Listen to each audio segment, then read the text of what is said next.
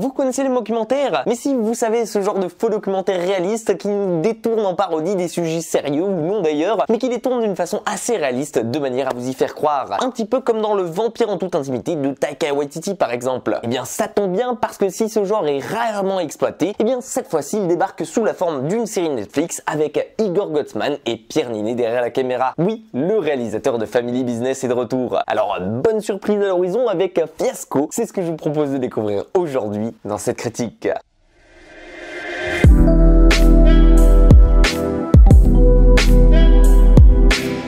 Dans Fiasco, vous allez suivre Raphaël Valande, un jeune homme plein de talent dont le rêve est de devenir un réalisateur. Et le truc, c'est qu'il a enfin l'histoire parfaite à raconter en film pour pouvoir se lancer ici. Donc bien évidemment, il va sauter la tête la première sur l'occasion de pouvoir enfin réaliser son rêve de gosse. Et pour lui, l'histoire est toute trouvée. Il va raconter le passé de sa grand-mère, une résistante pendant la guerre de 40 qui à son époque a permis de sauver la vie de plus d'une centaine de juifs. Le tout avec en plus une petite narrative et un détail qui va le distinguer de tous les autres films du même genre. Bref, inutile de vous dire toute la fierté qu'il a envers elle. Seulement voilà, le petit hic ici, c'est que bien qu'il soit un écrivain et que son script ait convaincu les studios, eh bien il n'a aucune notion dans le cinéma, ni même aucune expérience à proprement parler, en plus de n'avoir aucun charisme, ni de même réussir à se faire respecter. Et ça, quelqu'un sur le plateau l'a très bien compris et compte d'ailleurs s'en servir pour le faire chanter. Et au passage, ruiner sa propre expérience ainsi que son tout premier film. Vous comprendrez donc rapidement ici, c'est au travers du tournage et surtout en parallèle du making of auquel on va prendre part par nous-mêmes que l'on va suivre en réalité une enquête en interne façon Cluedo géant pour retrouver le corbeau de cette affaire. Une affaire à qui, vous le verrez très vite, va tourner au fiasco. Alors bon, je vais pas vous le cacher, si vous connaissez Igor Gottman, le réalisateur de cette série, à savoir le génial esprit derrière le film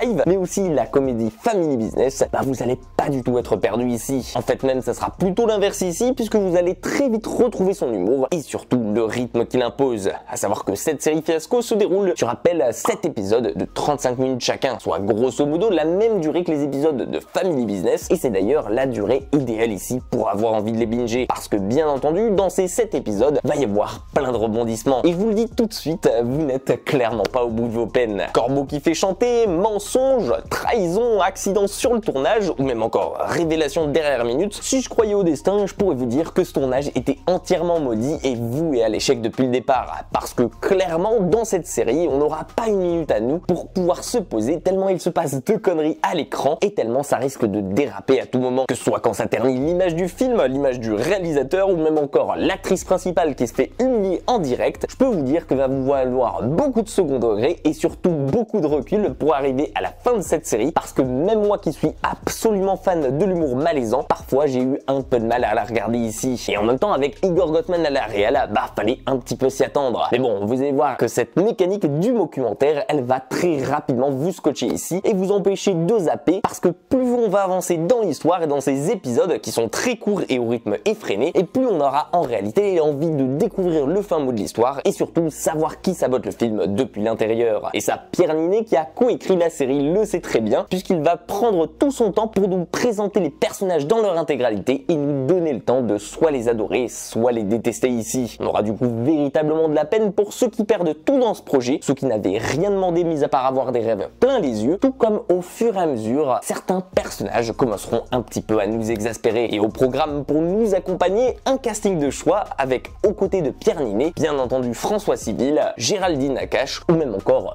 Vincent Cassel, rien que ça. Et chacun d'entre eux, vous le verrez, aura ici son moment pour faire ses preuves et nous offrir des pures barres de rire ici. Enfin ça c'est pour rappel pour ceux qui ont adoré la série Family Business, dont Fiasco emprunte plusieurs mécanismes. Sinon pour tous les autres, je pense que vous pouvez passer votre chemin parce que vous allez voir que c'est un petit peu long et beaucoup trop forcé comme humour. Mais honnêtement, pour ma part, bah vous connaissez déjà mon avis sur Family Business, qui était purement mon style d'humour à moi. Alors bien entendu que j'étais aux anges devant Fiasco. Pour ma part, je trouve sa mécanique hyper simple, mais surtout astucieuse, parce qu'elle alterne intelligemment entre le making of, les scènes de tournage du film, mais aussi la caméra qui filme le réalisateur en train de nous expliquer expliquer tout ce qui s'est passé après tout ça. Un style qui reprend plutôt bien celui de How to Sell Drugs Online, dans laquelle on suivait littéralement l'action à travers les confessions de son acteur principal. Et ça, je trouve ça plutôt ingénieux parce que ça nous permet d'y croire réellement et surtout de renforcer cette ambiance de documentaire. Parce que au final, on y croit de plus en plus à cette histoire de tournage qui dérape et tout comme Pierre Niney,